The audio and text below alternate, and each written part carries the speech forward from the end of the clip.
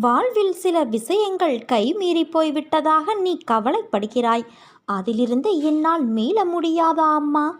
என் தலைவிதி அவ்வளவுதானா என நீ அச்சப்படுகிறாய். உன் அம்மா நான் இருக்கிறேன். அச்சம் எதற்காக? உன் தலைவிதியை தலைகீழாக மாற்றி உன்னை தலை நிமிரச் செய்ய உன் அம்மா நான் இருக்கிறேன் தங்கமே. உன் படிப்பு, அறிவு, திறமைக்கு உனக்கு முன்னேற்றத்தை நான் தருவேன்.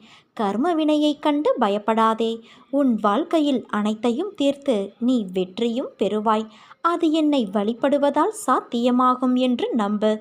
உன் வாழ்வில் நினைத்தது எல்லாம் நடக்கும். உன் மனதில் கோபம், ஆதங்கம், வெறுப்பு என எல்லா சுமைகளையும் சுமந்து கொண்டு ஏன் இப்படி நிம்மதியை இழக்கிறாய்? ஒரு நிமிடம் உன் மனதை அமைதிப்படுத்த போராடுகிறாய். உன்னை அழுத்தும் அனைத்தையும் அறிந்தவள் நான். நான் உன் மனதிலும் உன் உலகத்திலும் உனக்காக